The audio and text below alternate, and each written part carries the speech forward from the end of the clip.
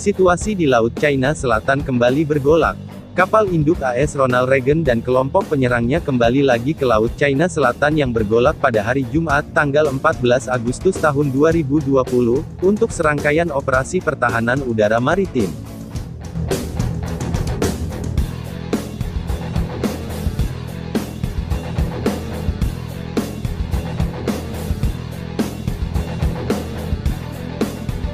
Melansir Navy Times, kapal induk yang berbasis di Jepang itu terakhir berada di perairan yang disengketakan pada pertengahan Juli ketika melakukan operasi pengangkut ganda dengan kapal induk Nimitz. Sebelumnya pada bulan Juli, kelompok penyerang kapal induk dan Stratofortress B-52 Angkatan Udara dari Pangkalan Angkatan Udara Barksdale di Louisiana melakukan latihan integrasi maritim di Laut China Selatan.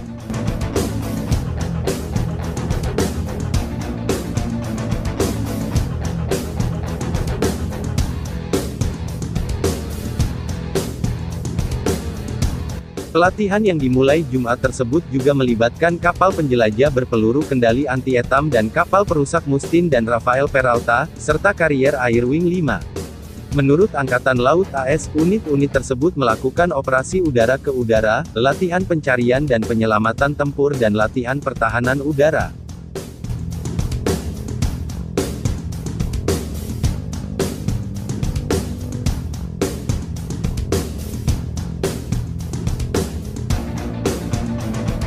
Kembali masuknya Reagan ke Laut China Selatan terjadi pada saat ketegangan yang meningkat antara Washington dan Beijing dan menyusul pengumuman bulan lalu bahwa pemerintahan Trump akan menolak hampir semua klaim maritim China di laut.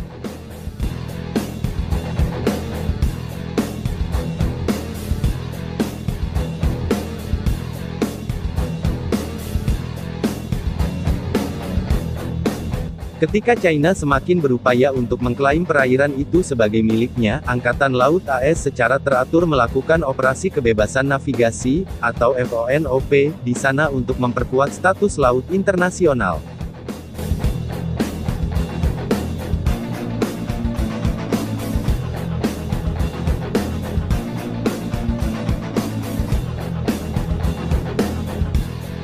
Operasi di Laut China Selatan terus menunjukkan komitmen AS yang abadi kepada sekutu dan mitra serta pendekatan kooperatif untuk stabilitas regional dan kebebasan laut, kata Dinas Angkatan Laut dalam rilis yang mengumumkan masuknya Reagan terbaru ke Laut China Selatan.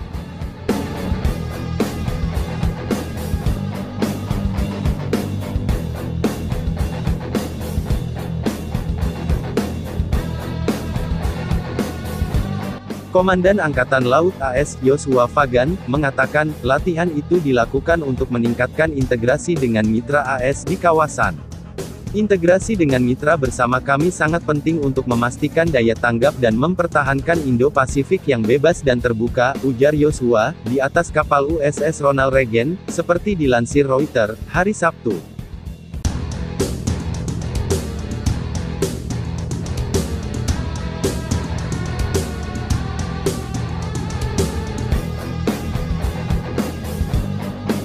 AS telah lama menentang klaim teritorial China yang luas di Laut China Selatan dan mengirim kapal perang secara teratur melalui jalur perairan strategis tersebut.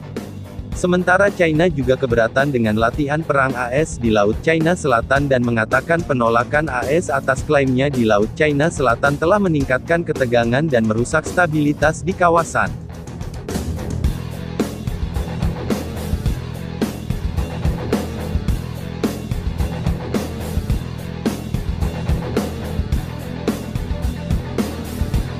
Selama ini, China mengklaim hampir seluruh wilayah Laut China Selatan yang kaya akan sumber daya.